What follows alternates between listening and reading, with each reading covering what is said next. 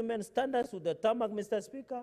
Where I come from, like in Kapsabet Town, in Nandil Town, in Maraba Town, in Kabiyet, in Mosoria Township, Mr. Speaker, where the contractor is doing a substandard job, Mr. Speaker, in Mosoria, where we are having a rechite like, Mr. Speaker, of a tarmac road in Mosoria, for example. Even in Kaptuma and Kobuja, Mr. Speaker, the county should be given this 10 billion through road maintenance levy fund, Mr. Speaker, to ensure that there is value for this money, Mr. Speaker. Mr. Speaker, even the counties like Elgeyo Marakwet, Isiolo, Nyamira, Mr. Speaker, they cannot construct their county headquarters, Mr. Speaker. This 523 million was to assist them. We did visit Isiolo. And we noticed, Mr. Speaker, the county headquarters construction has stalled because of the revenue allocation that we give counties like Elgeyo Marakwet, like Isiolo, like Nyamira, Mr. Speaker, they don't, and other counties, they don't have sufficient resources to allocate to the county headquarters. And therefore, there was a Solomonic reasoning as to why we gave the 523 million, Mr. Speaker, but this one was given 0. And you know the sad thing, Mr. Speaker, and I want to ask the Finance and Budget Committee members who are here, I have not seen the chair, the Senator of Mandera, distinguished senator, that did they consult with the Finance and Budget Committee of the National Assembly? Because how did they remove 523.1 million meant for county headquarters, Mr. Speaker? Yet these counties continue to struggle, Mr. Speaker. Number 3, Mr. Speaker, even on the issue of county aggregation and industrial parks, whereby the counties was to give 250 million, the national government was to match in similar amount, Mr. Speaker. Yet on this one of 2.5 billion, Mr. Speaker, it was supposed to be 4.5 billion, so that we build industrial parks, Mr. Speaker. I notice a number of your visitors in the gallery, Mr. Speaker, are young people. They are looking for opportunities. They are looking for jobs. One of the ways to grow this country, even moving from the third to first world by Liu Kim, Mr. Speaker, in the Singapore story, Mr. Speaker, the only way is to have manufacturing so that job opportunities can give to the young people, Mr. Speaker. And therefore, this slashing of money going to aggregation centers that will affect Kilifi, will affect Nandi, will affect Vihiga, Mr. Speaker, yet they had agreed that 250 million is given by the national government. 250 million is very unfortunate, Mr. Speaker. Another important thing, Mr. Speaker, that I found it weird and absolute, we are talking about universal health coverage. We are talking about SHIV. We are talking about SHA, Mr. Speaker. Yet we cannot, the equity, Mr. Speaker, access universal health coverage. Universal access to health, Mr. Speaker. You can see the president and the government and come up with what we call community health promoters. It was unwise for the National Assembly to cut this money, Mr. Speaker, only to 2.584 billion, which can compensate 86,133 CHPs, Mr. Speaker. Yet we had hired 107,831 community health promoters, Mr. Speaker. And these health promoters are like the extension officers that we have in counties, Mr. Speaker. These are the people who will go to mashinani, Mr. Speaker. At our villages, Mr. Speaker, some of us come from where to access a health center, you take 5 kilometers. You access that health center, Mr. Speaker, there are no drugs. There is no medication. There is no service. These community health promoters, Mr. Speaker, were supposed to assist, Mr. Speaker, in accessing quality health care, Mr. Speaker. Say that things like, Mr. Speaker, you go to referral hospital on Eldoret, Moi Teaching a referral hospital. You get somebody who is in Eldoret, Moi Teaching a referral hospital, or Jaramogi Odinga Hospital in Kisumu. The former, it was called Russian Hospital. You go to Coast General Hospital. You go to Nakuru PGH. You get in those referral hospitals, even Mama Lucy, Mr. Speaker. And I saw Mama Lucy, I saw another story, Mr. Speaker, over the weekend in one of the leading stations, showing how 4 people are sleeping in one bed in Mama Lucy Kibaki Hospital, Mr. Speaker. How can we alleviate that?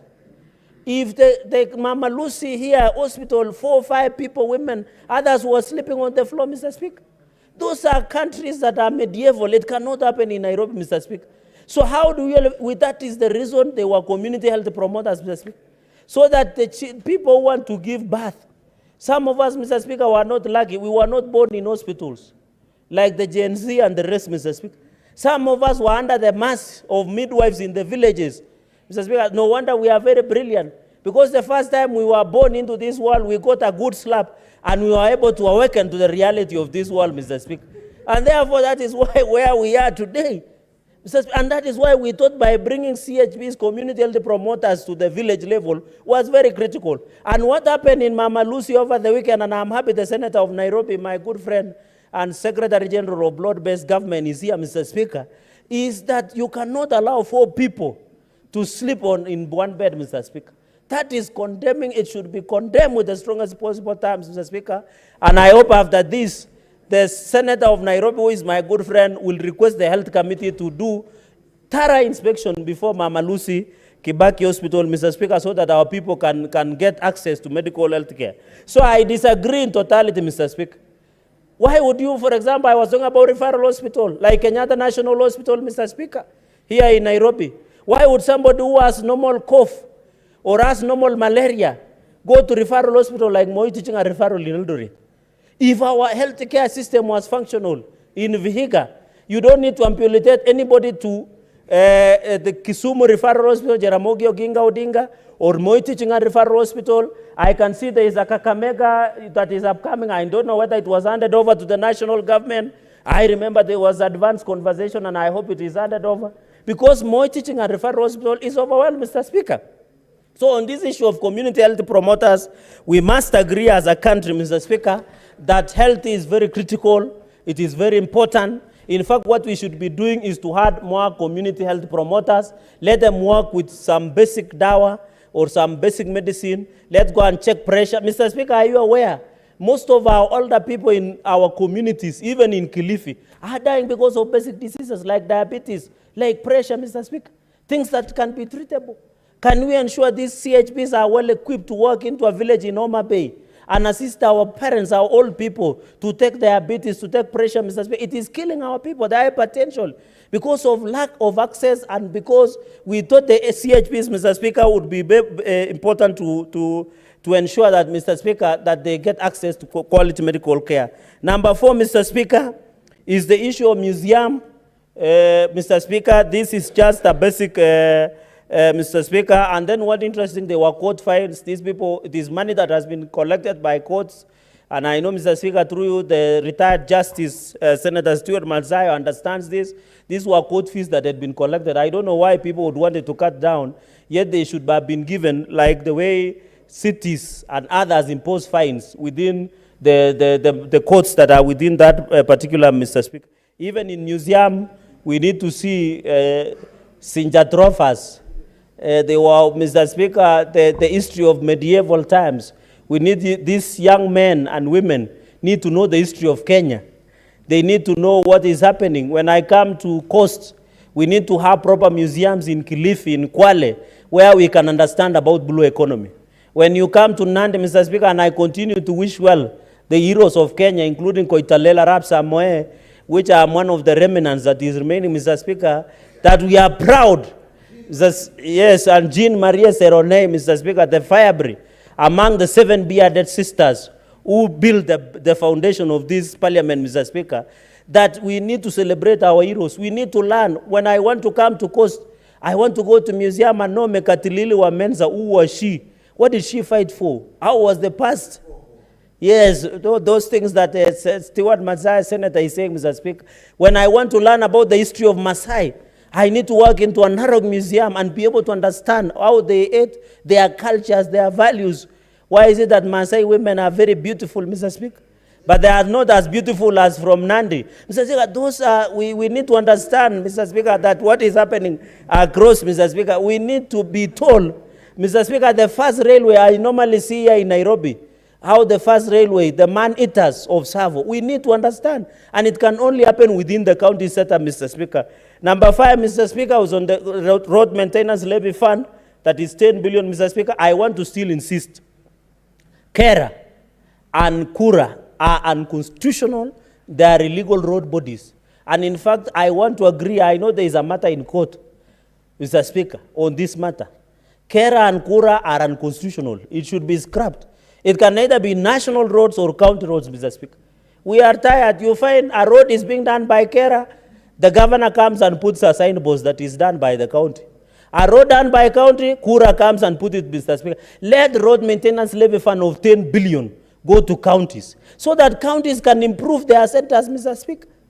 We want when you are working in center in Mandera, Mr. Speaker, anywhere in Homa Bay, in Kakamega, in Kilifi, in Kwale, in Lamu, Mr. Speaker, those centers can be improved by the counties because that 10 million through roads maintenance levy fund should be given, Mr. Speaker, so that it becomes very easy.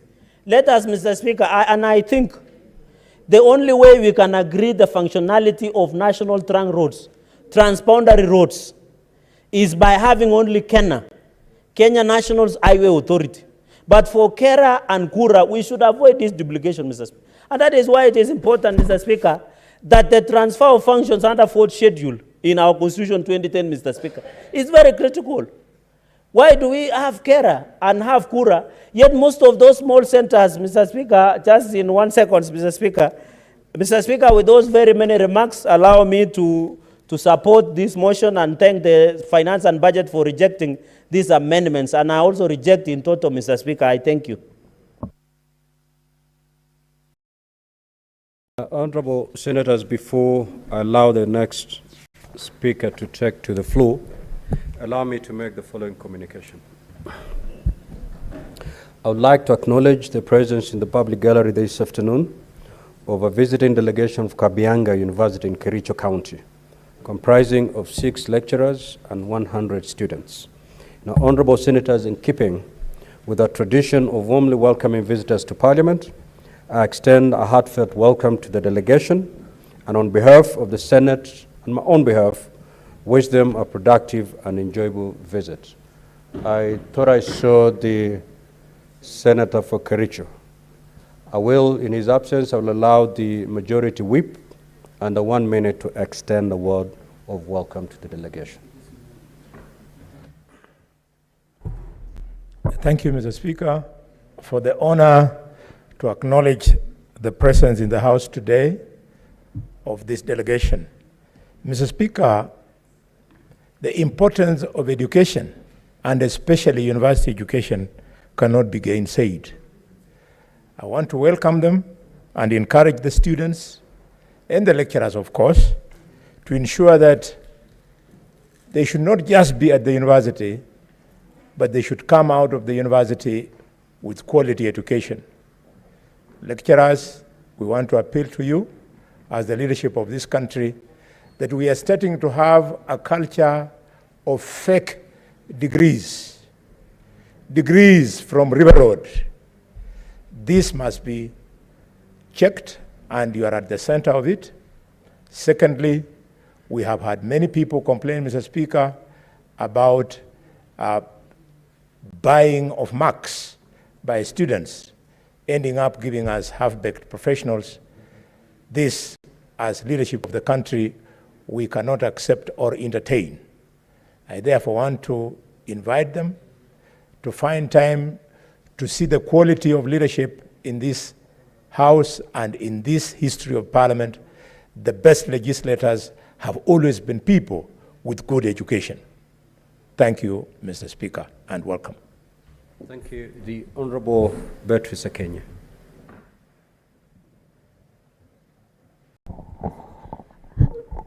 Honorable Speaker, I thank you for the opportunity to welcome the team from the university. Honorable Speaker, there is some research that recently came my way that says... Honorable Beatrice Kenya, Yeah. you have the floor to contribute to that motion. The delegation has already been in, yes, they've already been welcomed. Thank you, Honorable Proceed Speaker. to contribute on the motion. Thank you, Honorable Speaker. I stand down that chance. I will do the next time. Thank you. Honorable Abbas Sheikh Mohammed.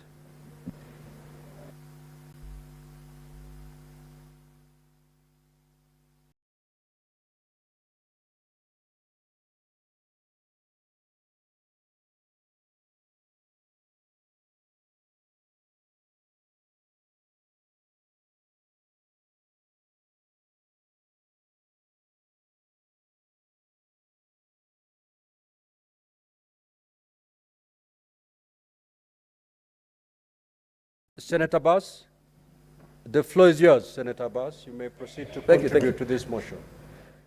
Honorable Speaker, thank you so much. I'm actually interrupted by consultation. Honorable Speaker, I wish to contribute to this mediation. Consideration of the reduction of money for the counties. Honorable Speaker, I think what I'm saying now is that our counterparts have now not been very serious on these issues. One thing you know, Honorable Speaker, the Senate funds for the Senate has already been reduced so greatly. The funds going to counties are reduced. So while the National Assembly is looking for more money for their CDF, the National Government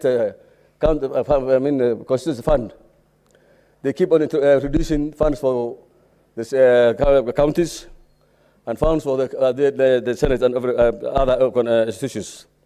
Honorable Speaker, 85% of this money, of the national money that has been collected from the taxpayers, is going to National Assembly, national government operations. But unfortunately, even the counties have received less than what they were supposed to get.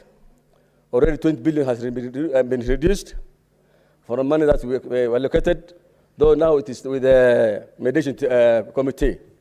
Honorable Speaker, one thing I can say is that the road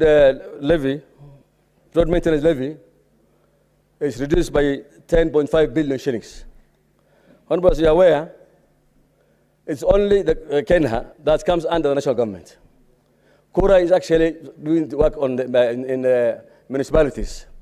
Municipality belongs to the counties. And therefore, that fund should have even gone earlier to the counties. The second one is, again, Kera. That is also rural roads. That is within the mandate of the counties. And this same fund has been reduced by 10.5 billion shillings. Honorable Speaker, as you are aware, as a result of the previous El Nino, so many roads have been damaged, and most of the roads in the rural areas are not potable today. And therefore, reducing this fund actually has not been fair.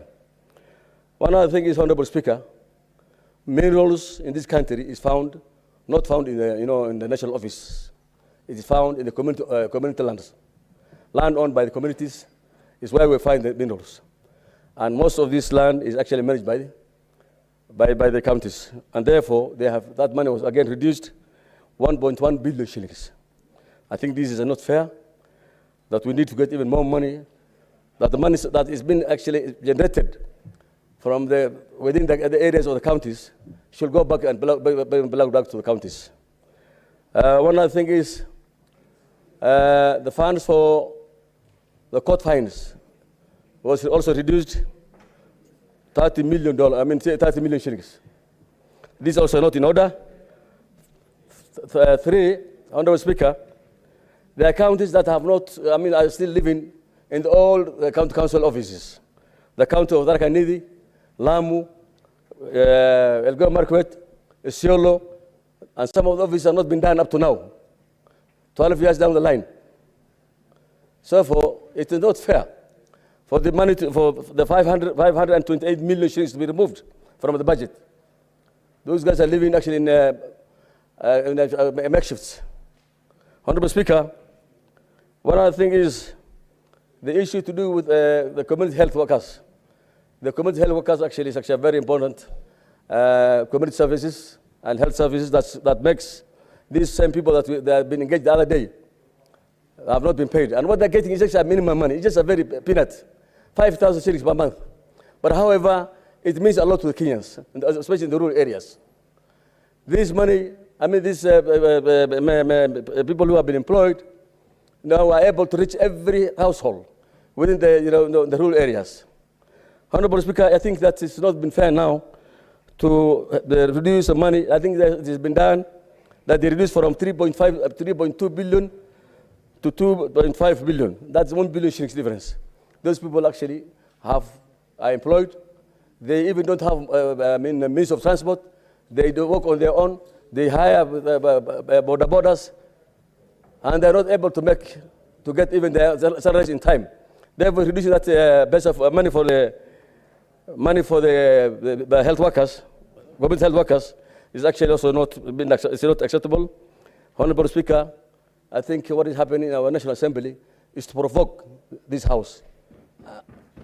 What is happening is actually to see that counties are not to work. What they're saying is that I think what they want to do is they want us to do away with the counties, and that should not be happening. Therefore, this House has a responsibility to defend the counties, and the money must be brought back to them. So all the counties must get the right resources. With those few remarks, I beg to reject the amendments of your Honorable Speaker. Senator Kisang.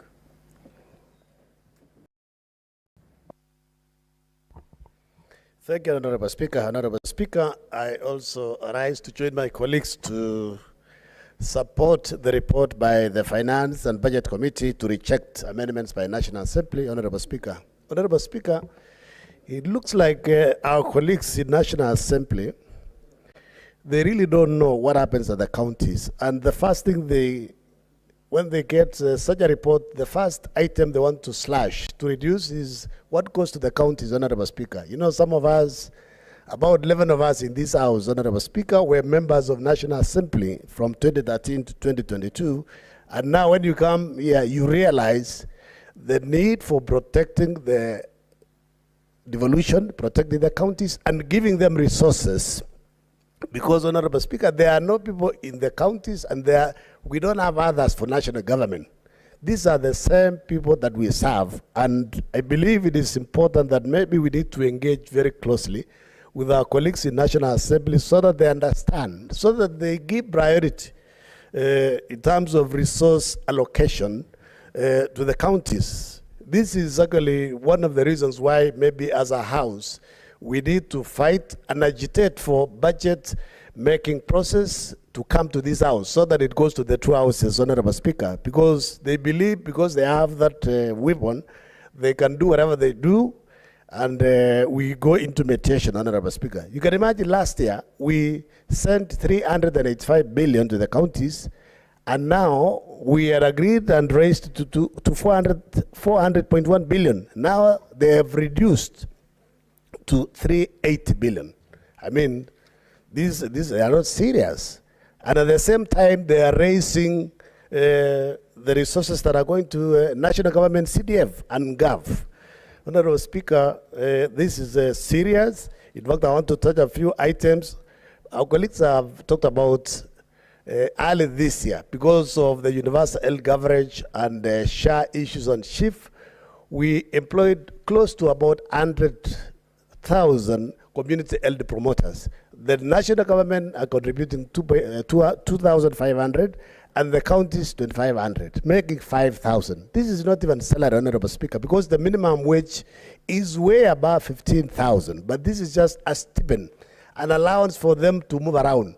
And they have reduced to 2.58 billion. So it means there are some CHPs, community health promoters, who are already helping our people on the ground, and they'll go without allowance.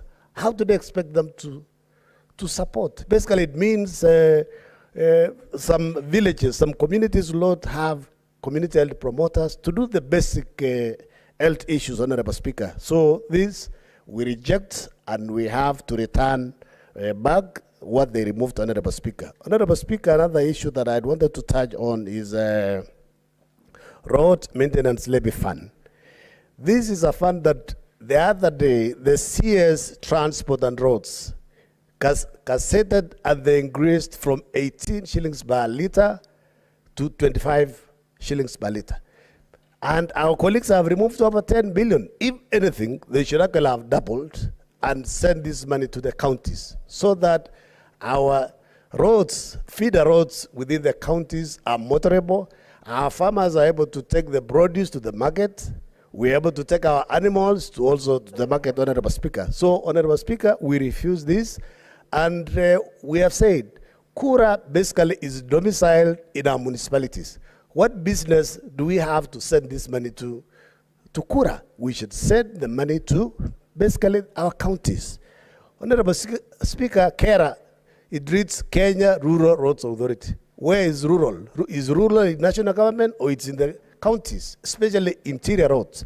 So this money must go to our counties, Honorable Speaker, and we demand that their reinstatement of the 10.5, and if possible, we raise it maybe to 15 billion, Honorable Speaker. Honorable Speaker, there is an issue we have talked about. We need to have industrial parks within our counties to spur the economy, to generate employment for our youth. And there was a conditional grant of 250 million for each of our counties that they had already identified a piece of land to put up the industrial parks, and the counties contribute 250 million. Honorable Speaker, Elgeyo Marakwet County already, our MCAs had agreed with the executive of the county and set aside 250 million. You can imagine now, this money from the national portion, national government portion, has been removed. So what will happen? So it means basically our youth will continue missing opportunities of employment opportunities, Honorable Speaker. So basically, we need this money to be reinstated so that we can generate employment.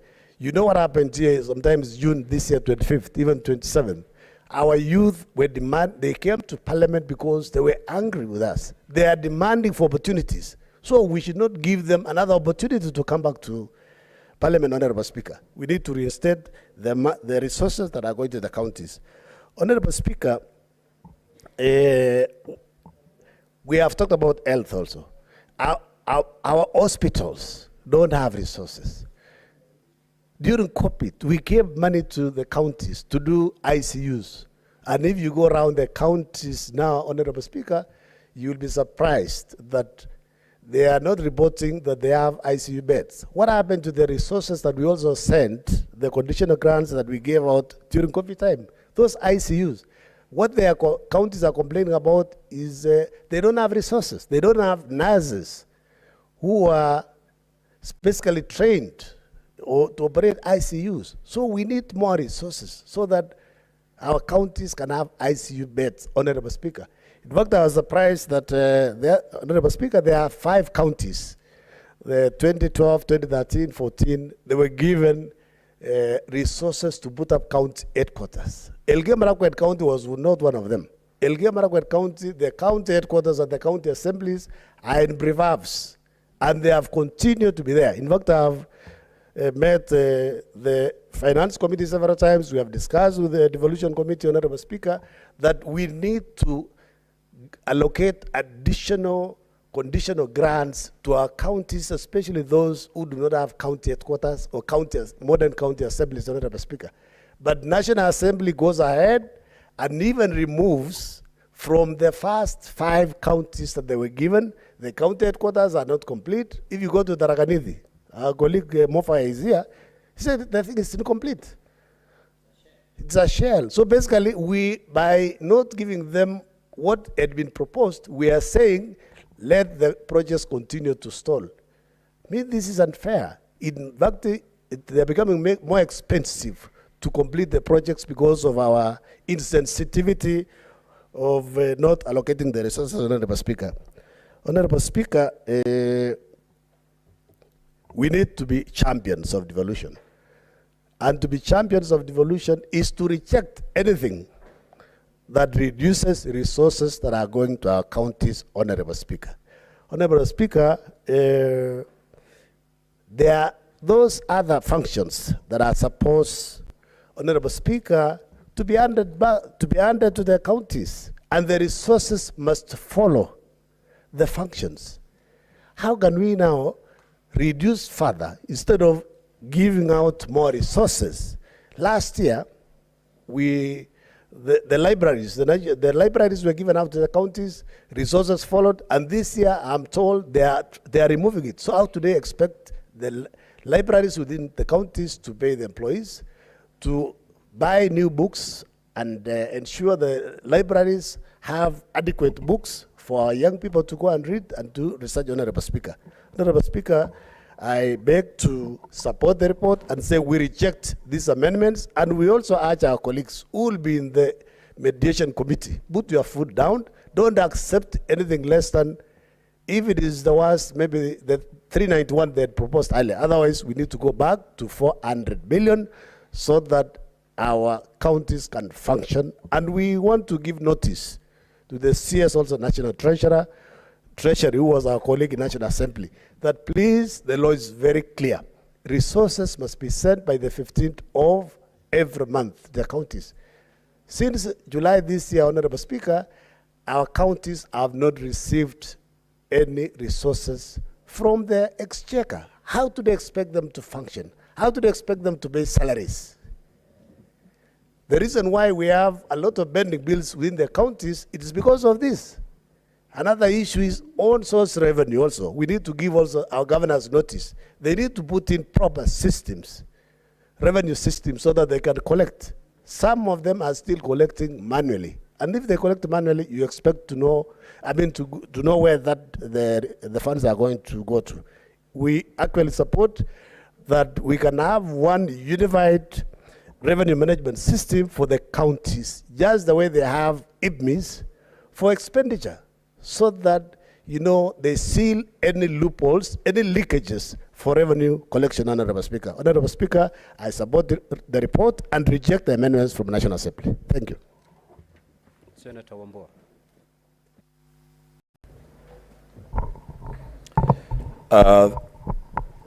Mr. Speaker, I thank you for the opportunity to also add a voice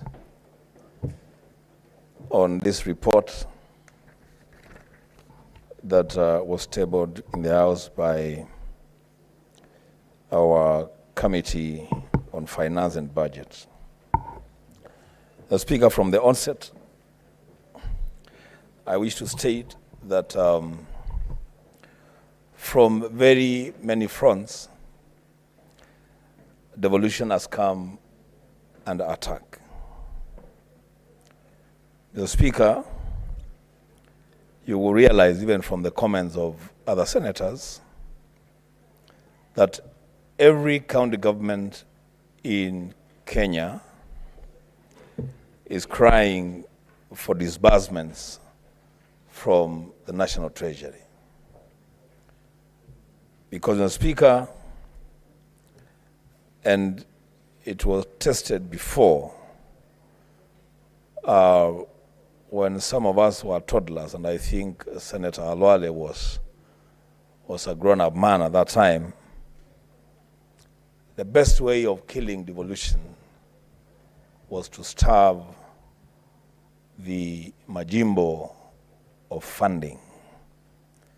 It is being repeated now, Mr. Speaker, that it seems like there is a concerted effort to deny funds to the devolved units of government so that we can kill devolution. The Speaker talked about giving a dog a bad name so that you can kill it. The Speaker, it is clear in our statutes, the Speaker, if there is any disparity or any deficit in the national budget, then you don't touch the allocation to county governments. That the national government takes care of the shortfall in revenue, and you don't touch the allocation to county governments. Mr. Speaker, I want to go to the specifics of the report by our committee and begin from the onset to say I am in total support of this report in rejection of the proposed amendments by the National Assembly. Mr. Speaker, you begin with the construction of the county headquarters. And we know that this is a conversation that we had even during the original debate for DORA. And we had said then what will happen is that this financial year, 24-25, the money that has been allocated of 525, that was supposed to be the final allocation to the 5 counties that were given some preferential treatment for the construction of county headquarters. and that if there was going to be a shortfall and they were unable to complete those headquarters, then they were supposed to look for their own other sources of completing the county headquarters. The Speaker, that allocation of 528 million .1 has been reduced to 0. Speaker, the net effect of that is that then those county headquarters in the 5 counties, including Isiolo, Nyandarua, I think Lamu, Tharaka Nithi, what it means then is that those county headquarters, their construction then will continue being white elephants in those counties, and a lot of money has been sunk into them. The Speaker, but the most worrying thing about the proposal by the National Assembly to reduce allocations to county governments is in the areas of the share of mineral royalties. Speaker, I want this House to remember, and Senator Alwale would benefit from this, because I believe that in Kakamega there are some mineral resources that are extracted from there. There's gold, he says. You know, this is already realized revenue. It's revenue that is already realized. It's being collected. There is money. And then we are saying that the royalties of the gold that Senator Alwale is talking about from Kakamega, that is supposed to be allocated to Kakamega County, then they get 0 out of it. The Speaker, if you ask me, and I don't know which better word I would use, this is actually a proposal that is inviting us to participate in the theft of resources from county governments to the national government. Mr. Speaker, whatever happens, the royalties, the mineral royalties that are shared to the counties where these mines are, at the very least, that amount should remain in the counties, even if for anything else, to ensure that, Mr. Speaker, they are utilized for the development of infrastructure around the mines, even construction of hospitals or roads leading to the mines. Mr. Speaker, that money should not be touched. Mr. Speaker, the other area is in the area of the Road Maintenance Levy Fund, the RMLF. A whopping 10.5 billion Kenya shillings is being reduced to 0. As a Speaker, you know that this fund is established by an act of parliament. And that act of parliament stipulates how the fund will be rolled out. That act of parliament, the Speaker, dictates that both county governments and the national government will take responsibility in maintenance of roads assigned to them. So, the Speaker, if you take away 10.5 billion Kenya shillings from RMLF allocated to counties, what funds will the counties use to maintain roads in their respective jurisdictions? Mr. Speaker, with those remarks, I want to stand with the Committee on Finance of the Senate and say that, Mr. Speaker, we should totally reject the proposals to amend the allocations to counties and stick to what we had discussed in Dora, that counties will get their 400 billion Kenya shillings to roll out their functions. And the Speaker, as I conclude, I also want to call upon the Treasury, National Treasury, to ensure that they expedite the release of funds to counties. Speaker, all of us come from counties. We represent the interests of our counties. The Speaker, I can confirm to this House, and I know I'm preaching to the converted, that, Mr. Speaker, the level of suffering in the counties, the county governments, is unbearable. Staff have gone for months without pay. In fact, the Speaker, I know of a county that I will not disclose for now, that the MCAs are actually now threatening to down their tools and stop operations because they have not earned their salaries for the last 3 months. Mr. Speaker, if really this administration, and I see Senator Charagai all the time telling us that the Kenya Kwanza administration stands for devolution, is very keen on devolution. If this administration really cares about devolution, then, Mr. Speaker, we should hasten the release of funds to county governments. There are no drugs in hospitals. The staff are not being paid their monthly dues. Mr. Speaker, the roads are seriously dilapidated. The supply of water in those counties, Mr. Speaker, basically nothing is happening in our county governments. What these people are doing in the county government is maybe just collecting on-source revenue and paying small little things like fueling cars, moving around. Basically nothing is happening in our counties, Mr. Speaker. I call upon this administration to prioritize the release of funds to county governments. I thank you, Mr. Speaker. Senator Mofire. Register my dissatisfaction with the way the National Assembly is handling devolution.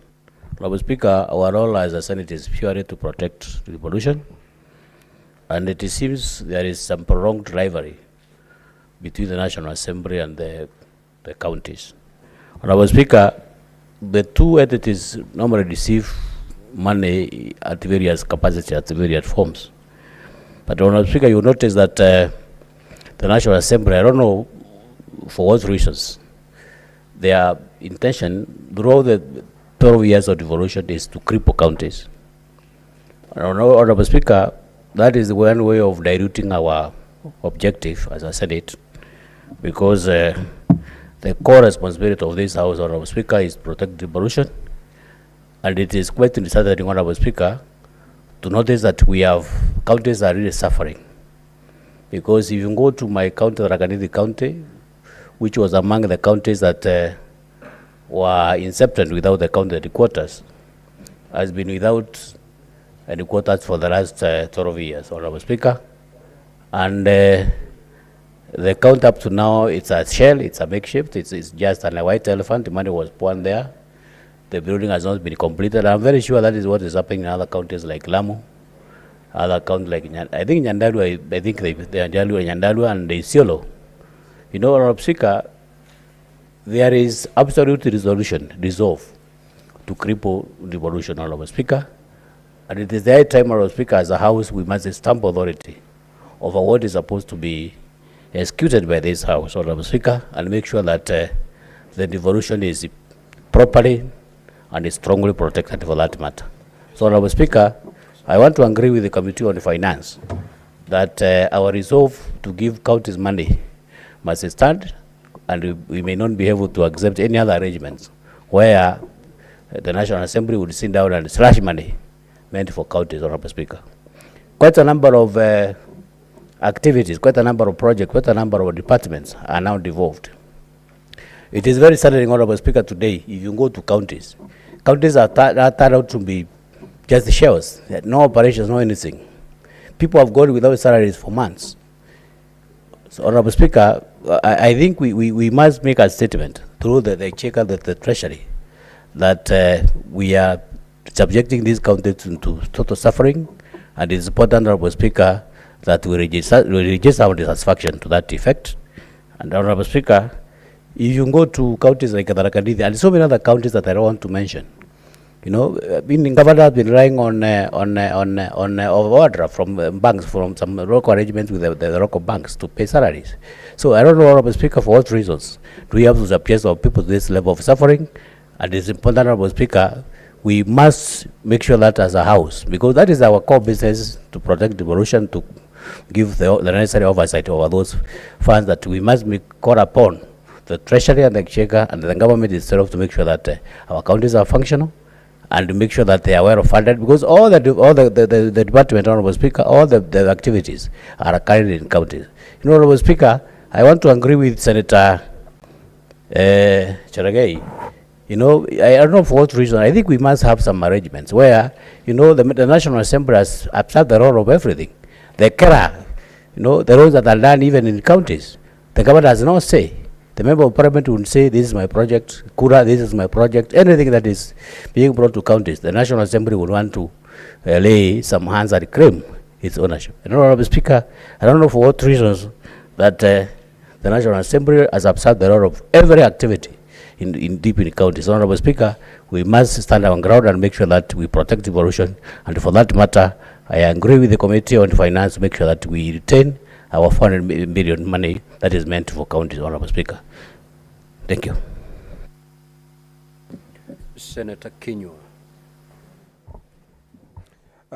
Asante Bwana Spika. Nataka kwanza kupongeza kamati yetu ya fedha ya Seneti kwa kazi nzuri Bwana Spika wanayoitekeleza. Lakini Bwana Spika, ni jambo la kuvunja moyo sana kwa sababu ukiangalia hela ambazo kamati hiyo ilikuwa imetenga. Mswada huu ulipoenda katika bunge la kitaifa walipunguza hizi hela kwa bilioni 46.5 Bwana Spika. Bwana Spika, ni kana kwamba waelewi mambo ya ugatuzi yanavyoendelea Bwana Spika. Kwa sababu baada ya kupunguza pesa hizi kwa kiwango hiki Bwana Spika, unaona majengo ambayo yalipaswa kujengwa katika county zetu headquarter Bwana Spika. Unapaswa sasa hakuna hela zozote Bwana Spika zimebaki Bwana Spika. Vile vile Bwana Spika, ukitembea wakati huu katika gatuzi zetu zote za humu nchini, unapata barabara ziko katika hali mbovu kabisa Bwana Spika, kwa sababu mvua tayari imeziadhiri, lakini bunge la kitaifa Bwana Spika hawana hata ile njia ya kuangalia ni kupunguza hela ambazo zinaenda katika gatuzi zetu Bwana Spika. Kupunguza kwa bilioni 10.5 Bwana Spika. Kwa hivyo ukitembea katika gatuzi zetu unapata hakuna barabara Bwana Spika. Vile vile kwa sababu tunategemea hela hizi kwa ununuzi wa madawa Bwana Spika, unapata hospitali zetu hazina madawa Bwana Spika. Watu hawajalipwa Bwana Spika. Na ilhali kazi yetu kama Seneti ni kulinda na kutetea gatuzi zetu Bwana Spika.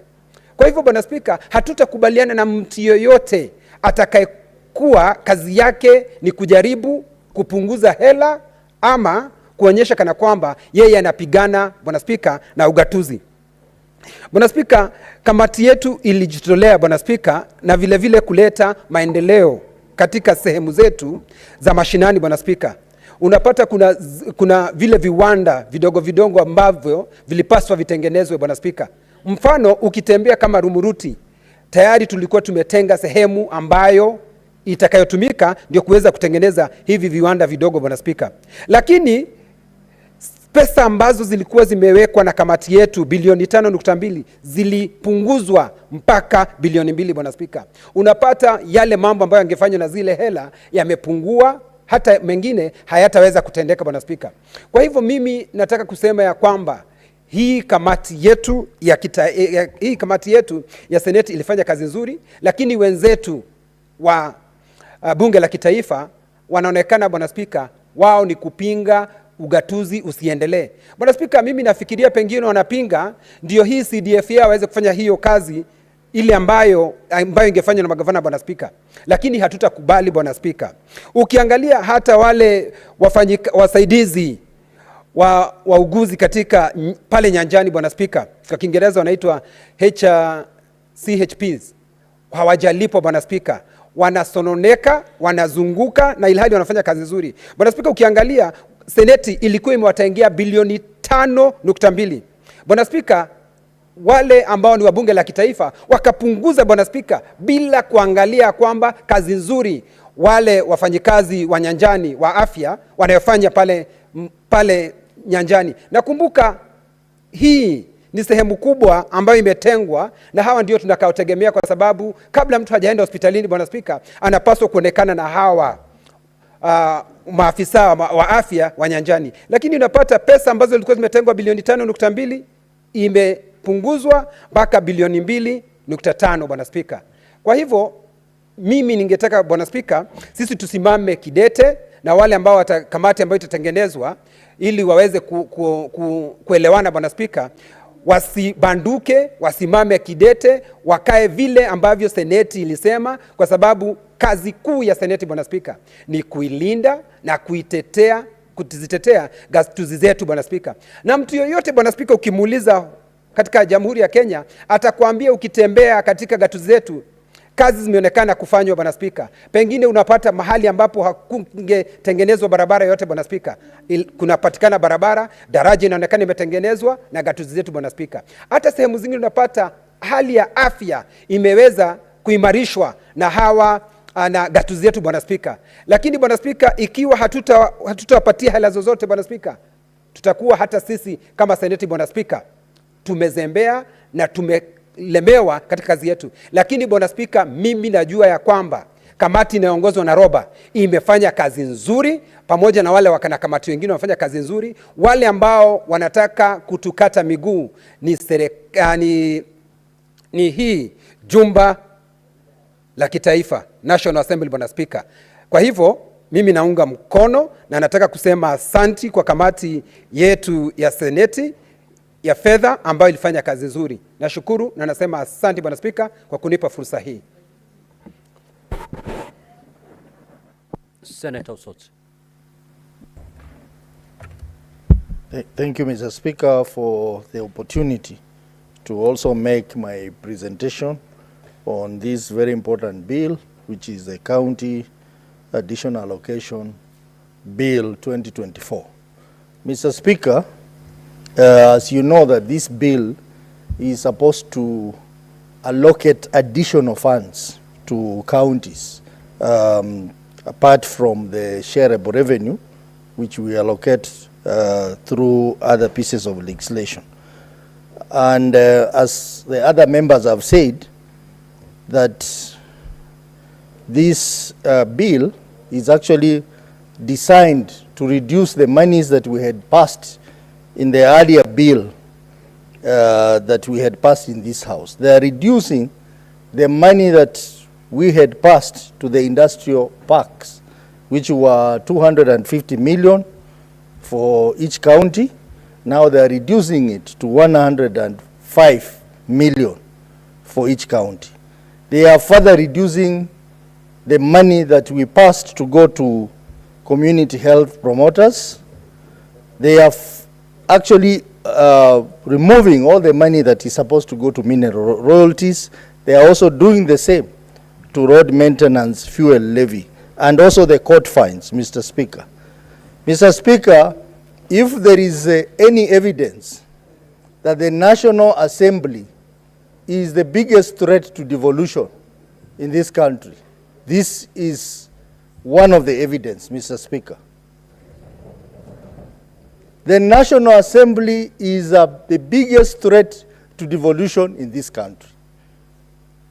And something has to be done about this, Mr. Speaker. And that something will be done by us, senators.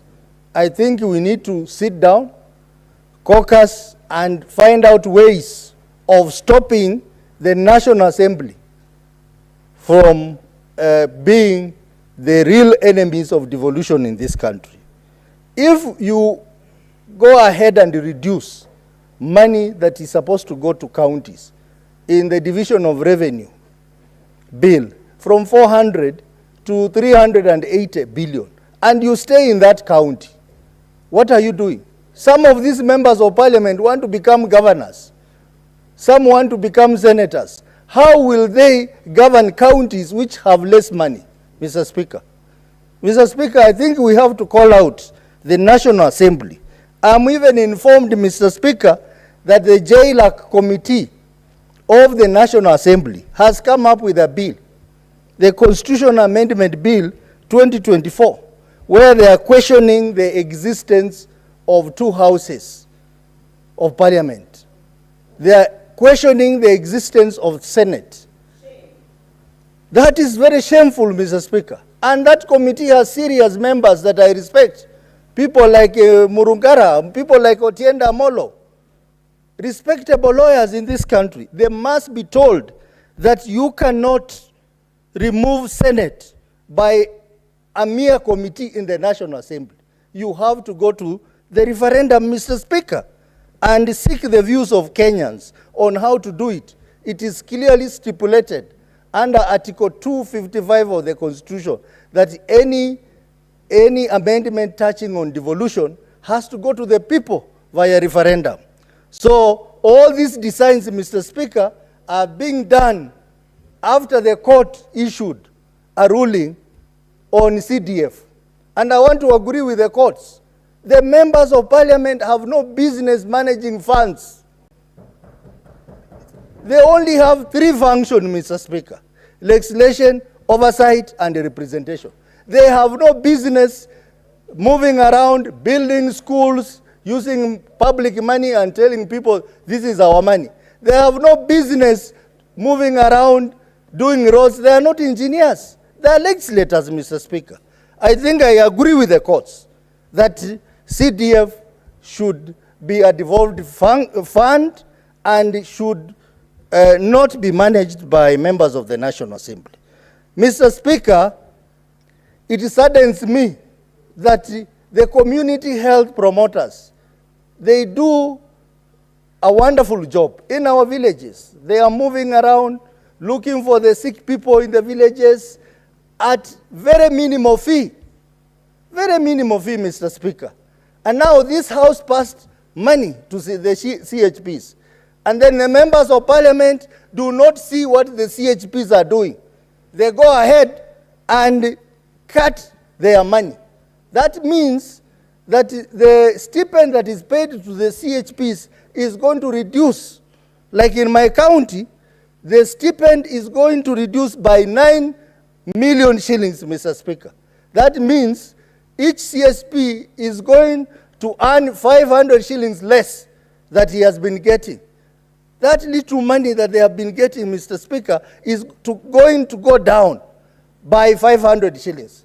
Members of parliament who come from my county, I see them all the time walking around with the CHPs, asking them to even do some tasks for them. And then they come to this house and reduce the money that is supposed to go to the CHP. Mr. Speaker, I say, shame on them. Shame on them. They have gone ahead and reduced the money that is supposed to go to road maintenance fuel levy. Mr. Speaker, this is unacceptable. They have gone ahead and removed all the money that counties are supposed to get from court fines, Mr. Speaker. Mr. Speaker, this is unacceptable. The industrial parks have not taken off in most counties. Mr. Speaker, in my own county, they launched the industrial park at Luanda. This industrial park, nothing apart from the groundbreaking which was done by Moses Kuria, nothing has taken off because there is no money. The money that is supposed to be given by the county assembly has not been approved. The national government has not sent any money. And now we were to get 250 million. Now it is going to be reduced further to 105 million. This project, Mr. Speaker, it is a wonderful idea, but I am worried that this project is going to be a white elephant. Because if you have members of parliament who sit there and look at this project and they don't see any sense, they go and reduce the money, then this project, we don't see it succeeding, Mr. Speaker. Mr. Speaker, even as we talk about the National Assembly reducing the money that is meant for additional allocation, we must also talk about what is happening in our counties, Mr. Speaker. Mr. Speaker, our counties are not functional. They are not functional. The governors are now staying in Nairobi. The CECs for finance and CEOs are staying in Nairobi because there is no money. And even the little money they have gotten lately for July, they are unable to access it because of the inefficiency at the Office of the Controller of Budget. So they are basically here in Nairobi, moving from Treasury, going to COB, and going back to their liaison offices here in Nairobi. And staff are not being paid, Mr. Speaker. Mr. Speaker, we cannot sit here pretty as senators, and our counties are not functional because money has not been sent to them.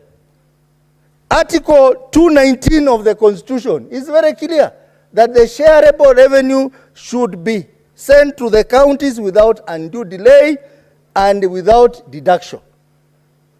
If you go for 4 months, 5 months without receiving the money from the national government, Mr. Speaker, this is already a violation of Article 219 of the Constitution. Honorable members, honorable senators, I think we must do something extraordinary. I remember the Senates that came before us. At one point, they went to court and they marched to the CJ's office, Mr. Speaker. That was a serious commitment towards ensuring that Article 96 of the Constitution is complied with. Mr. Speaker, even as we talk about this, we must also re-examine Article 249 of the Constitution, our role in the process of budget making. Mr. Speaker, we must revisit this article of the Constitution because it's very clear that Parliament, and Parliament includes both the Senate and the National Assembly, shall allocate funds to commission and independent offices. And we have over 12 commissions, Mr. Speaker. That is already a law that we have been given by the Constitution in budget making process. Why are we not taking up that, Mr. Speaker? So that at least we have a voice in the budget making process. Because the National Assembly has taken advantage of its powers to try and frustrate us. I think it is important for us to lay a claim on Article 249 of the Constitution and say that any budget that is passed without adherence to Article 249 of the Constitution, that budget is null and void and is illegal. Mr. Speaker, I think this House must rise to the occasion and demonstrate that we are the true defenders of Article 96 of the Constitution, which provides that Senate exists to protect counties. We talk about it here, but we do very little. I think it's a high time we had a Kamkunji and discuss these things, Mr. Speaker, before we are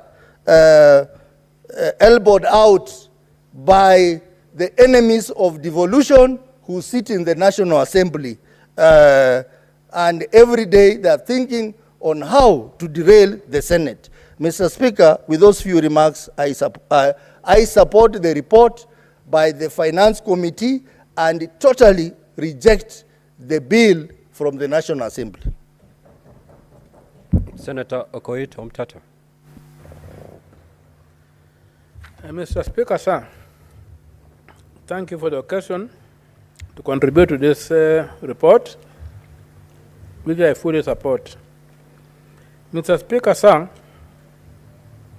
the question of revenue taken down to counties is at the heart of the Kenyan state, because the Kenyan state is defined as divided in the counties given in the first schedule. That territory is supposed to be governed by both the national and the county governments. And in the allocation of their shares, 15% of the total revenue, at least 15% is supposed to be devolved. But in the usual machinations of the National Assembly, when they enacted the CRA Act,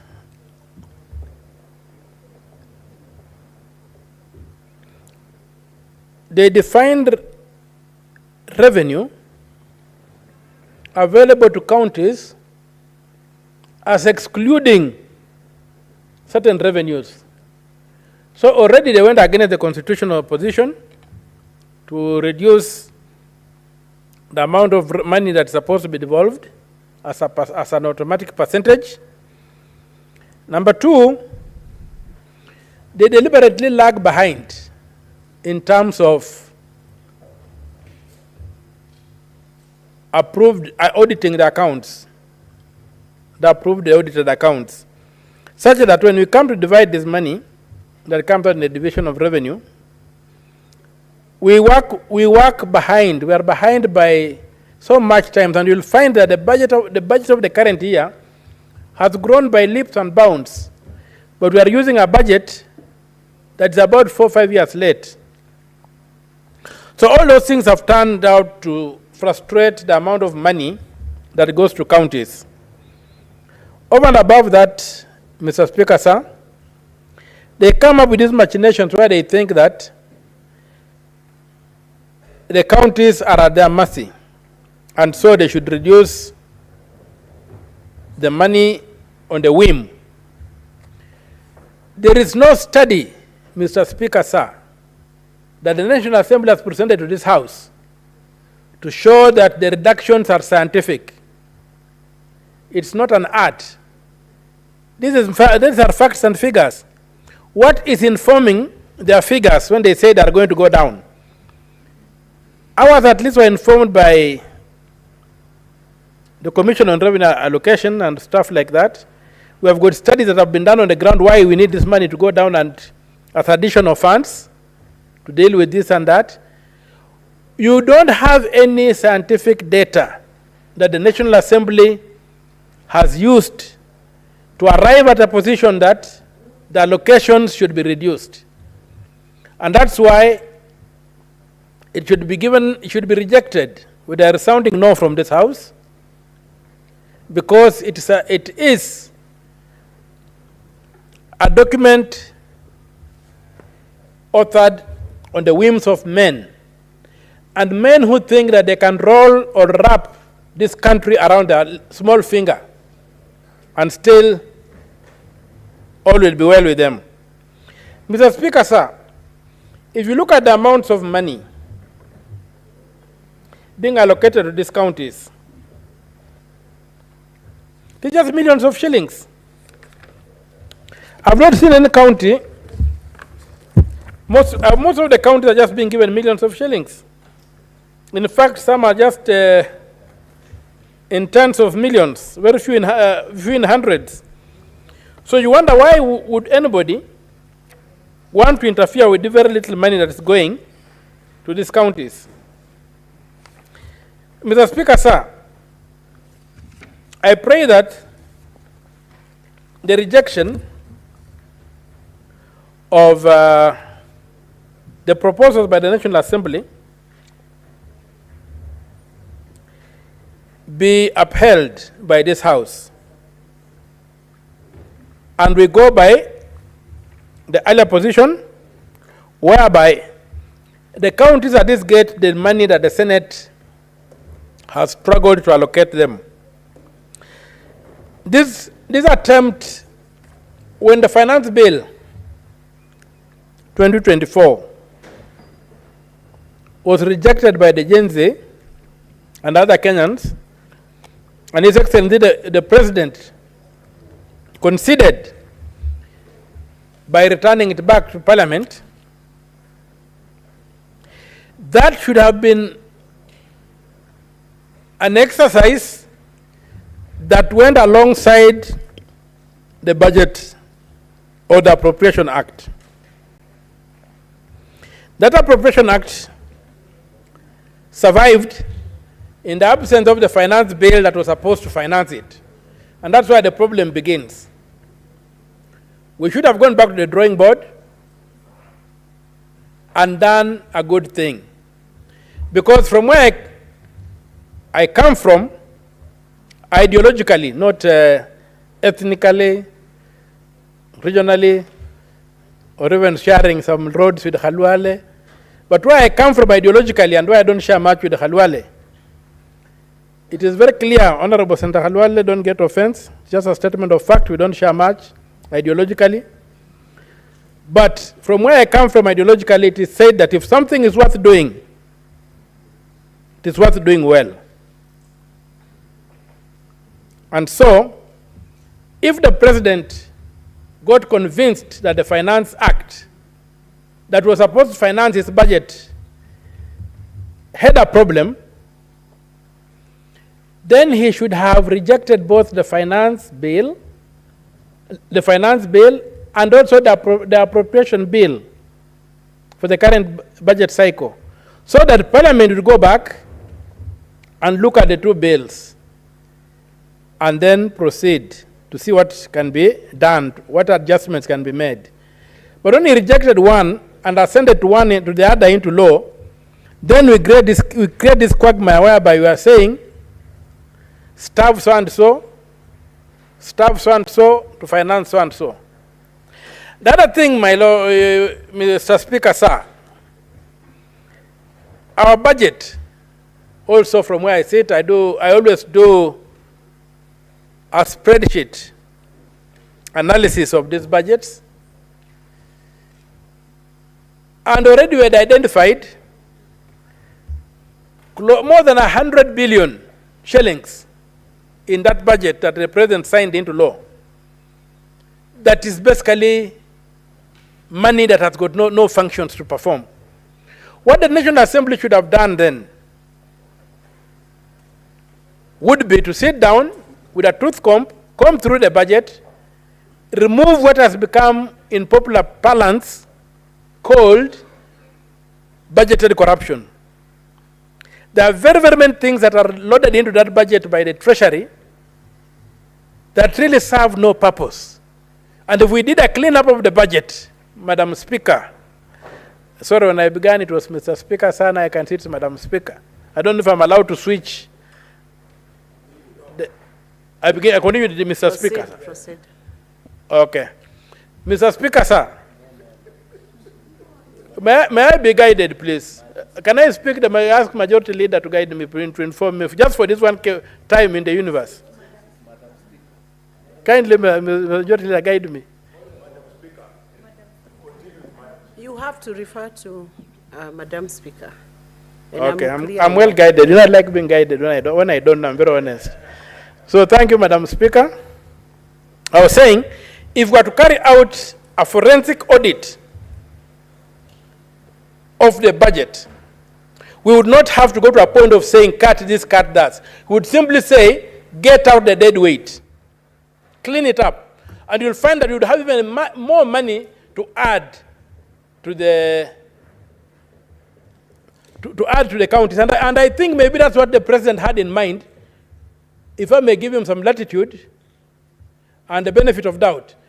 I believe that that could be what His Excellency had in mind when he decided to cut out the finance bill, but retain the Appropriation Act. So that when he sent it back for a relook, the National Assembly should not be looking at simply cutting here and there. It should have looked at the question of cleaning up that budget. It should have looked at the question of eliminating audited budgetary corruption. And I can volunteer that there are monies there which I said we have isolated in my women and my team, more than 100 billion shillings that are in that budget, which is much more than what we are trying to cut here, that is being stolen, that's just being put there to be carried away. So, Madam Speaker, it's my position that as the committee has recommended a total rejection of what the National Assembly has done, we speak with one voice in a bipartisan manner, and we make sure that what should be done is for Parliament to set up a special purpose committee to go and look at that budget, ferret out corruption, and give us a lean and clean budget that will have excess money that can again be added to the counties, not what we are having right now. Madam Speaker, Senator Osotsi, while contributing, made a very, very important installment in reference to Article 249, Clause 3, which requires this House to participate in the budget-making process, and specifically as regards constitutional commissions and independent offices. But there's also Article 239 on the security institutions, which requires Parliament to participate in every aspect of the security, the national security organs. Part of it is their budgets. I don't remember seeing the budget of the military or the budget of the police come to the Senate for scrutiny and approval. Yet Article 239 or 36 around there requires that matters concerning national security organs shall be adjudicated by Parliament. And Parliament, as Senator Osoti rightly observed, includes the Senate and the National Assembly. So there are very many things there. If you go to Article 221 of the Constitution, you will find that the budget of the Parliamentary Service Commission is among the budget estimates that are taken to the National Assembly when the budget is being estimates are being considered. How then does the Senate participate in the budget of Parliament if it is not allowed to participate in the budget making process? So the budget of the Parliamentary Service Commission cannot be adjudicated or be determined just by the National Assembly alone. Also, under Article 221, they bring in the budget of the judiciary. We have got three arms of government that check each other. How does the Senate participate in checking the judiciary if we don't look at the budget of the judiciary? So there are very, very many provisions in the Constitution that require us to participate as a House in the budget making process. Otherwise, we become irrelevant. And maybe we should get to a point whereby we need to look at all the laws that were made after 2013 in terms of public finance. That's why the problem is. The Public Finance Management Act was enacted by the National Assembly alone in 2012.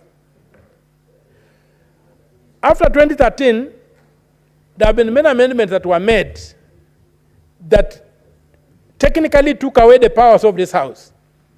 For example, there's the question of the CEO of the Parliamentary Service Commission, whom the Constitution clearly says is the clerk of the Senate, and the Speaker of the National Assembly is the chair.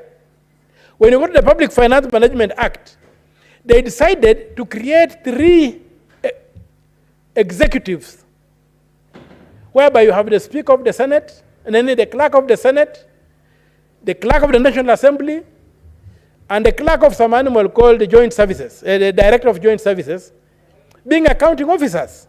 And that has undermined the Senate. We don't have a voice.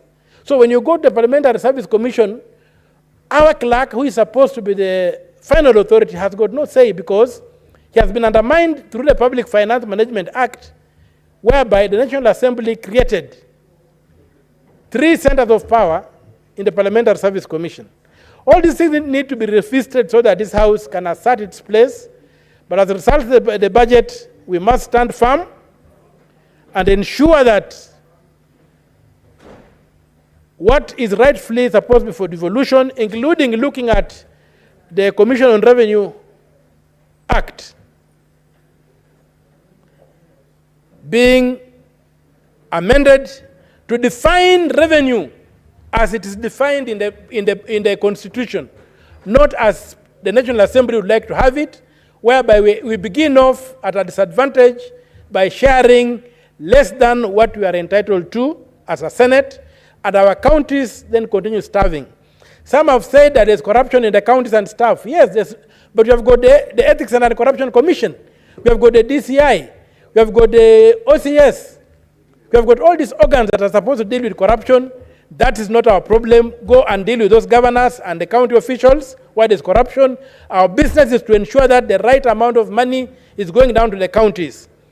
With those few remarks, Madam Speaker, I am very, very happy for the opportunity you have given me on this afternoon to address this House, and I fully support the report of the committee that we reject in total the attempt to reduce the amount of money going to the counties as proposed by the National Assembly. Thank you very much, Madam Speaker. With those few remarks, I support the report. Thank you, Senator Okia. Senator Wafula Wakori. Honorable Speaker, langu ni kuunga mkono ripoti ya Senate kuhusiana na makadirio ya fedha ambayo tumeyasoma hivi sasa katika jumba la Senate, Mheshimiwa Speaker. Muda mchache uliopita, Mheshimiwa Speaker, katika jumba hili la Senate niliweza kuuliza maswali hususan kandarasi za madaktari mashinani, malipo ya madaktari mashinani na mazingira ambamo madaktari hawa mashinani wanafanya kazi katika kaunti ya Bungoma. Na nilipouliza maswali haya, misururu ya maswali yalichipuka kutoka katika kaunti mbalimbali humu Kenya, ikiwa kwamba madaktari mashinani Kenya nzima kwa zaidi ya miezi 10 hawajapata marupurupu yao. Na nimeona leo kiini cha shida za madaktari mashinani ni kwamba kuna viongozi katika jumba fulani hapa Kenya ambao wanadhani kwamba wana uwezo wa kuhujumu, kuwatesa, kuwagandamiza madaktari mashinani kana kwamba hawalipi ushuru na hakuna kazi wanafanya. Mimi naomba jumba la Senate tusimame kidete, tuhakikishe kwamba fedha ambazo Wakenya wanatozwa kama ushuru zinatumika kuwalipa madaktari mashinani, kuboresha afya mashinani katika mazahanati na hospitali za Kenya, na vile vile kuandikwa kazi kwa madaktari ambao wamebobea na wana tajriba na wako tayari kufanya kazi. Mheshimiwa Speaker, tukiangalia katika kupunguzwa kwa fedha zinazoenda katika kaunti, ni kusema kwamba shule za chekechea na vyuo anuwai katika nchi ya Kenya hazitaweza kuimarishwa, kujengwa na watoto wetu kupata masomo jinsi ilivyopangwa katika waasisi wa ugatuzi. Mimi naomba Wakenya waangalie jumba la Senate. Hatutatishwa, hatutayumba. Ni kuhakikisha kwamba ugatuzi lazima uwajibikiwe, na hivi kwamba magavana tunapowatetea kupata pesa lazima waje hapa na watueleze, isiwe kwamba tunatoa ilani kwa Inspector Generali kama tulivyotoa juzi kwamba gavana wa Isiolo akamatwe na kuletwa jumla mzima ili kujibu masuala ya wajibikaji. Tukiangalia miundombinu kama barabara, Mheshimiwa Speaker, katika kaunti za nchi ya Kenya zinahitaji fedha. Hatuwezi sema kwamba magavana na viongozi wa wadi ma MCA wachukue jembe na vifaa mbalimbali waende watengeneze barabara. Lazima serikali ihakikishe mabilioni ambayo wanapunguza kutoka mapendekezo tuliopeana ya zaidi ya bilioni 400, pesa zitolewe, tujenge barabara, tujenge vivukio ili kaunti zetu wa Kenya waweze kufurahia matokeo ya jasho lao. Nikimalizia, Mheshimiwa Speaker, Wakenya waliandamana na kuleta bugdha katika baraste na nchi nzima. Walitaka uwajibikaji, walitaka utendakazi, walitaka uwazi.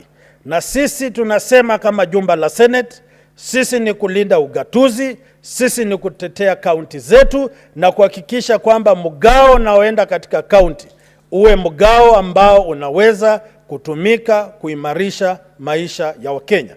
Mheshimiwa Speaker, ukiangalia katika sekta ya ukulima, serikali imekuwa inatoa pembejeo sawa, lakini mfumo mzima wa ukulima ama zaraa katika kaunti za nchi ya Kenya, mfumo huo unayumba kwa sababu wanategemea wahisani, lakini hawana nguvu za kinishati za kuenda mashinani na kujihusisha na wakulima, kuwapa moyo, kuwapa ujuzi na kuhakikisha yale wanayovuna kama wakulima wa kahawa, wakulima wa majani chai, wakulima wa miwa. Hata tuko na mswada leo tunauleta. Serikali za kaunti hazijapata nguvu kwa sababu serikali ya kitaifa imekataa kuachiliwa mitwalo ama kwa njia nyingine pesa, ama kwa jina lingine fulusi, ili magavana na watendakazi katika kaunti waweze kuimarisha kilimo katika nchi ya Kenya. Sasa mimi nasema, Mheshimiwa Spika, tunapogatua michezo na usanii na kaunti hazijaweka katika migao yao ya uchapakazi pesa za kuimarisha michezo na sanaa, itakuwaje tutarajie matokeo pale mashinani? Mimi naomba pesa tulizodai kama Senate ziende katika kaunti, zitolewe, na tuwaandame magavana na wachapakazi waweze kuimarisha michezo na usanii, ili vijana wapate kazi, wale ambao si wazembe wapate kipato, na Kenya kwa jumla isonge mbele. Kwa hayo, Mheshimiwa Spika, naomba kuunga mkono msimamo wa kamati ya Senate kwamba serikali ama bunge la kitaifa lituachie nafasi litende haki kwa Wakenya, jinsi tulivyo toa mapendekezo yetu kama Senate kwamba pesa zisipungue, zibaki zaidi ya bilioni 400. Asante Mheshimiwa Spika. Thank you, Honorable Senator. Senator Ed Okich.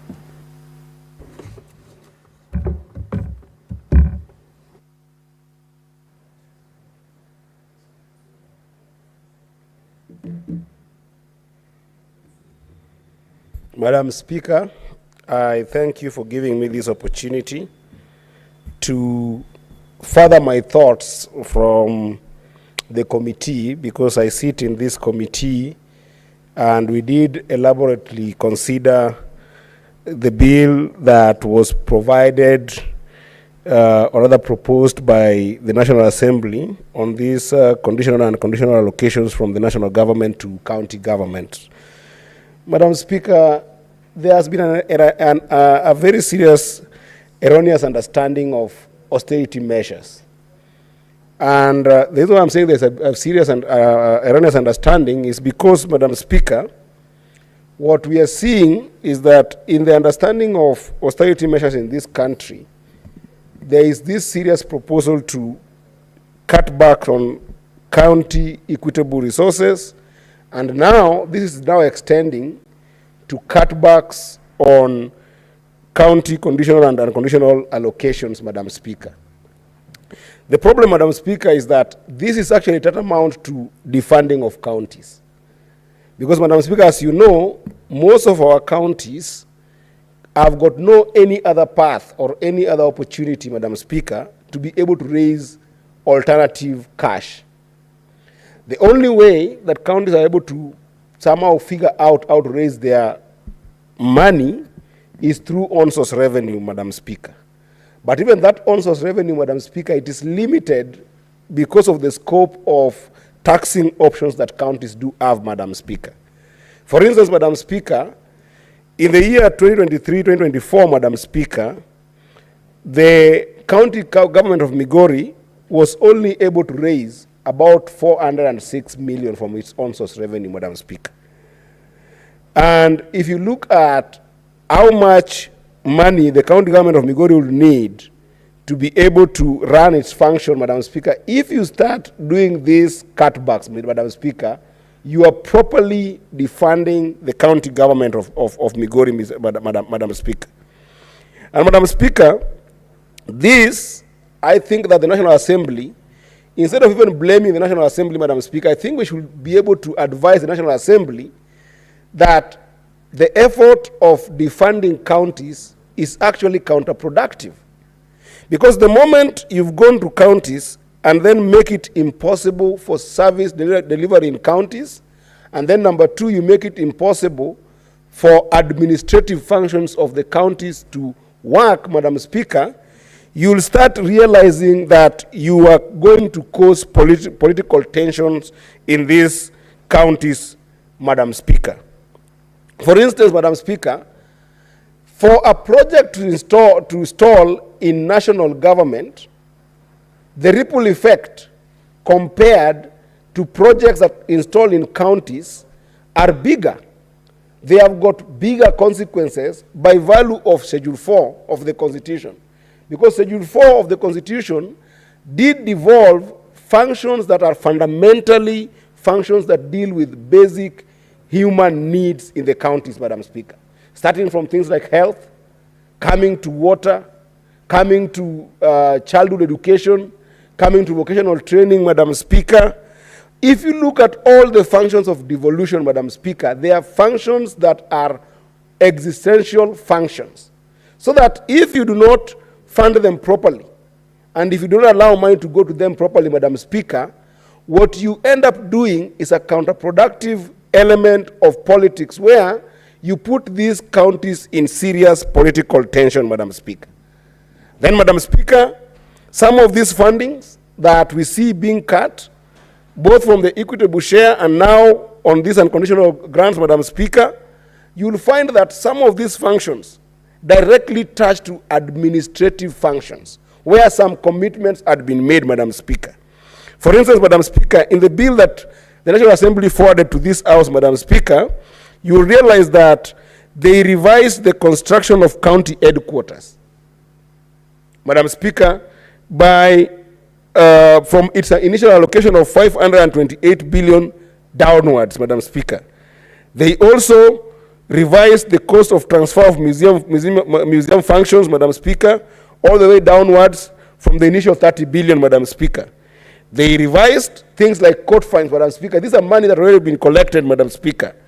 And now they also revised mineral royalties, Madam Speaker.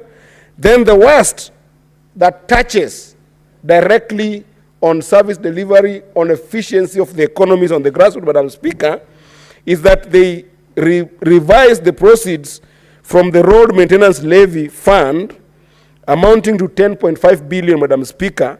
And if you think about it, Madam Speaker, the county roads are exactly what they are. They are county roads because they are found within counties, Madam Speaker. You will find that in places like Kisii, Madam Speaker, women who have worked very hard in their farms and have been able to harvest potatoes, they have been able to harvest bananas, they have been able to harvest avocado, Madam Speaker, that they cannot access market during rainy days, which happens to be a lot of days during harvesting, Madam Speaker, simply because their county roads are bad. If you go to a place like Migori County, Madam Speaker, there is a road between a place called Nyakweri, that is in Nyatike sub-county, and a place called Sori. Between Nyakweri and Sori, there is a major road there, Madam Speaker, that is supposed to facilitate a serious economic, engine of that entire area. But, Madam Speaker, fishermen from Sori cannot access markets because the roads there are bad. Fishermen from Sori cannot even be able to bring their goods to Migori market because the roads are bad, Madam Speaker. We have got amazing workforce in places like Kuria, Madam Speaker, a place called Getonganya, where people are working very hard, Madam Speaker, to be able to produce amazing potatoes, Madam Speaker. But during rainy days, Madam Speaker, you'll find that the county cannot even be able to maintain those roads.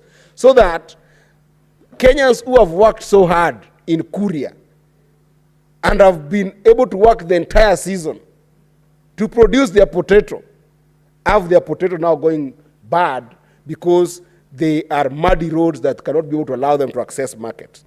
And that's why I'm saying that, Madam Speaker, some of these defunding elements to counties are counterproductive. And the National Assembly must understand the idea that if you start allowing for people not to be able to do their basic economic activities in these counties, then, Madam Speaker, we are making it very difficult for the economy to actually be able to advance. Madam Speaker, another problem here that we are starting to see when you start interfering with administrative monies, and especially in some areas, Madam Speaker, where even monies had been committed to some of these contractors who are working. For instance, Madam Speaker, if you look at the reduction on the county aggregation and industrial parks from 4.5 billion to 2 billion, that is more than 50% reduction, Madam Speaker, on projects that contractors had been put on site. A case in example, for instance, Madam Speaker, Migori County was meant to get almost 105 billion for KIPES, we ended up only receiving 62 billion. And I mean 62 million. They were supposed to receive 105 million, and we ended up getting only 62 million, Madam Speaker. Yet you have got contractors who have already been committed to, they are on site, they have got workers, they have committed, they have bought a number of supplies, and then all of a sudden you're telling them that you've got over 60% reduction on the money they're supposed to get. What are you telling these contractors, Madam Speaker? You're telling them, number one, lay off your workers. And you can imagine how that has a very serious effect on people who have committed to work in these counties. But then number two, Madam Speaker, for a contractor to commit to such a humongous tender, it will mean that at some moment they have gone and even taken loans. And then you expose them to skyrocketing interests over a period of time that they cannot be able to define, because you've basically cut over 60% of the money they were expecting without telling them when next could they be able to plan with this, Madam Speaker. So this is completely counterproductive. And these are counties that will not be able to raise any money anywhere. They cannot take debt from any other country other than waiting for money from government, Madam Speaker. So this is a very big problem, Madam Speaker. Then, Madam Speaker, I have argued for the case of service delivery in counties, Madam Speaker. That service delivery in counties is touching on essential and fundamental human needs, Madam Speaker. Now, think about a case whereby all the devolved functions in counties are basic need functions. Then you are being told, we are going to cut down on XYZ that are also basic need issues, Madam Speaker. Because if you look at some of this funding that we're talking about here, Madam Speaker, reduction from the allocation on the money that were allocated for community health promoters, Madam Speaker, it is being cut from 3.2 to 2.58. Now, what you're forcing counties here to do, you're telling counties to choose between food and water, between health and basic education of our children. Because when counties cannot be able to get what they are allocated here, Madam Speaker, it means that they must deprioritize some of essential services and try to reprioritize some of still essential services, Madam Speaker. How are you going to remove money that is meant for community health promoters who actually, Madam Speaker, are doing a lot of work, Madam Speaker? These community health promoters, Madam Speaker, used to be community health volunteers.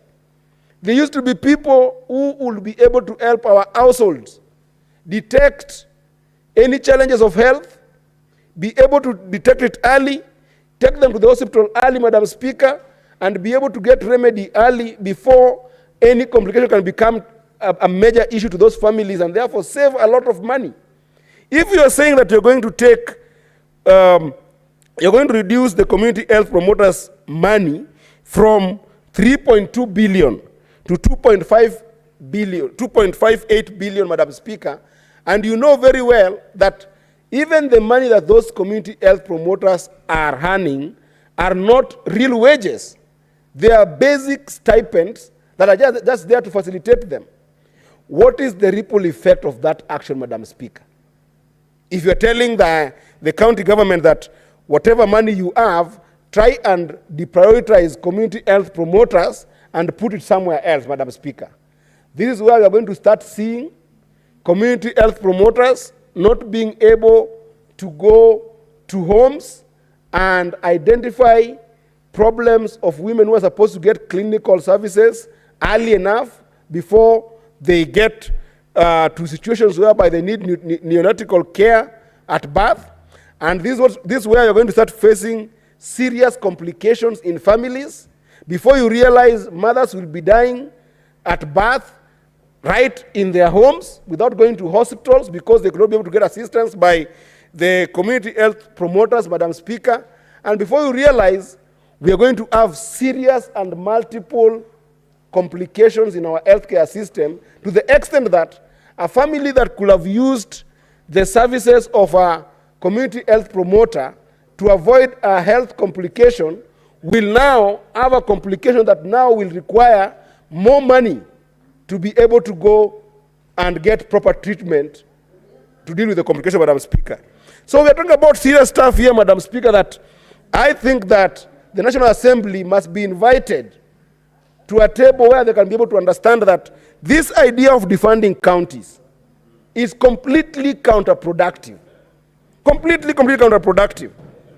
You cannot keep on reducing monies from counties and then denying them those basic services that they need to do, Madam Speaker. And Madam Speaker, there is also a serious problem of that reduction being completely ridiculous, Madam Speaker. So for instance, in Migori County, in the year 2023-2024, the conditional additional allocations to Migori County, Madam Speaker, was 394,621,807. Then drastically, you start suggesting today that Migori County should now get 176 million, Madam Speaker. Look at how drastic that change is. It's over 50%. And because counties run as a case of going concern, Madam Speaker, projects that were started last year, programs that were started last year, Madam Speaker, in Migori County, now you want to force Migori County to be able to cut that by 50%. It's not possible. It's only possible if you force them to actually do away with stuff that were already committed in those projects. So, Madam Speaker, I want to urge this House that even as we reject this bill and go to mediation, Madam Speaker, most likely, I want to urge this House to start an advocacy program with the National Assembly to help them understand that these cutbacks are actually not cutbacks. They are proper defunding to counties that is not in the spirit of devolution and not in the spirit of making sure that our children in these respective counties can be able to get services that are basic services. And therefore, Madam Speaker, I reject in totality the idea that we can even cut a shilling from counties. We cannot do that because we know very well that if we do that, counties will not have alternative ways of raising money in whichever way. I thank you, Madam Speaker, for this opportunity, and I hope that we will make sure that the amendments that are proposed by the Finance and Budget Committee to this bill that was proposed, Madam Speaker, will be implemented. And let's stand very strongly, because now we are going to face a situation where we have got two bills that we must reject. This bill, we are going to reject. And also the DORA bill that was proposed, we must reject that one as well, so that we stand firm in the money that's supposed to go to counties. I thank you, Madam Speaker. Thank you, Senator Eddie. There are no more senators who are wishing to contribute to this motion. So I'm going to call Senator Boni Halole on behalf of Majority Leader to reply as the mover of this motion. Thank you, Madam Speaker.